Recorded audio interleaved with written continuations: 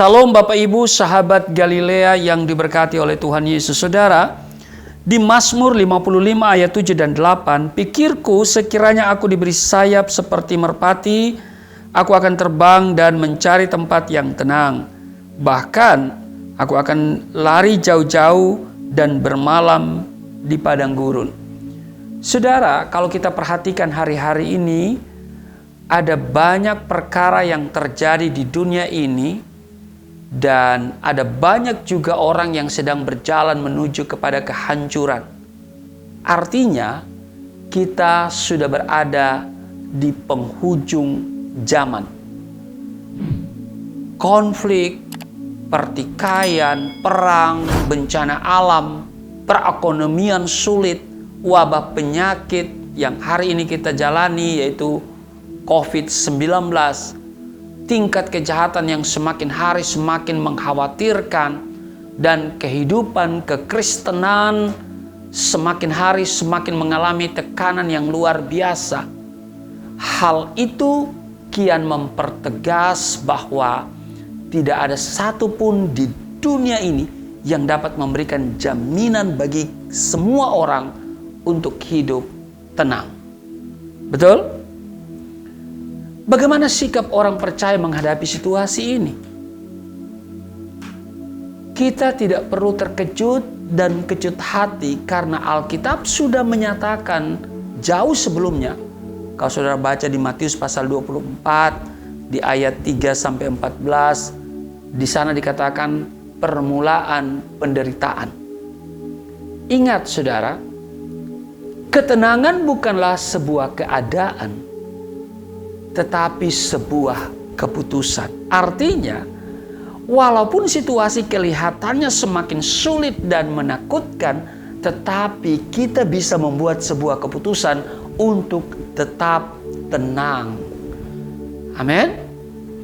Kita punya alasan kuat untuk tetap berlaku tenang apapun situasinya, karena kita punya Tuhan Yesus yang tidak pernah mengecewakan. Ia selalu siap menolong tepat pada waktunya. Betul? Nah, mengapa kita harus tetap bersikap tenang? Jawabannya, karena ketenangan dapat mendatangkan kekuatan. Saudara periksa di Yesaya 30 ayat 15, di sana dikatakan dengan bertobat dan tinggal diam, kamu akan diselamatkan. Dalam tinggal tenang dan percaya terletak kekuatanmu. Jadi orang yang mampu bersikap tenang akan dapat menghadapi segala persoalan. Amin. Kita seringkali dikalahkan oleh masalah bukan karena kita terlalu lemah atau masalahnya terlalu berat seperti Goliat begitu ya. Tetapi karena kita sendiri panik, gugup, cemas, khawatir, dan takut. Orang yang tidak bisa bersikap tenang cenderung selalu berpikiran negatif, sehingga keputusan-keputusan yang diambil pun menjadi keliru. Rasul Petrus menasihati kita di 1 Petrus 4 ayat 7, kesudahan segala sesuatu sudah dekat. Karena itu, kuasailah dirimu dan jadilah tenang supaya kamu dapat berdoa. Orang yang tenang dalam doanya bukan hanya menyampaikan apa yang ia mau kepada Tuhan, tapi juga mendengar apa yang menjadi kehendak Tuhan dalam hidupnya. Jadi kunci untuk mengalami ketenangan adalah tinggal dekat Tuhan. Amin. Amin. Karena dialah sumber keselamatan bagi kita. Sebab itu Daud berkata di dalam Mazmur 62, hanya dialah gunung batuku dan keselamatanku, kota bentengku, aku tidak akan goyah. Amin. Bahkan sebelumnya dia berkata, hanya dekat Allah saja aku tenang. Amin. Karena itu saudaraku yang kekasih, Ingat bahwa ketenangan itu bukan situasi, tetapi sebuah keputusan. Amin.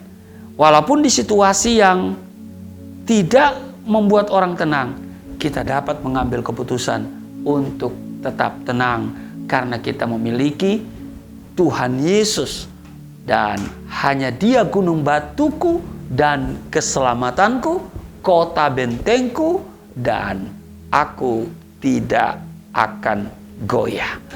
Haleluya. Tuhan Yesus memberkati. Mari kita berdoa. Terima kasih Tuhan, Engkau sungguh baik, sangat baik dalam kehidupan kami. Walaupun kami berada di situasi yang membuat banyak orang tidak tenang, ada banyak kesulitan dan kesukaran yang terjadi, bencana alam, dan juga kejahatan yang semakin meningkat, bahkan wabah penyakit yang sedang menyerang dunia. Tapi kami tetap tenang karena kami memiliki Tuhan Yesus. Tidak ada tempat yang paling membuat kami tenang kecuali dekat dengan Engkau. Sebab itu, biarlah Roh Kudus akan selalu mengingatkan kami untuk tidak menjauh dari Tuhan dan akan terus melekatkan hati kami kepadamu. Di dalam nama Tuhan Yesus. Haleluya. Amin.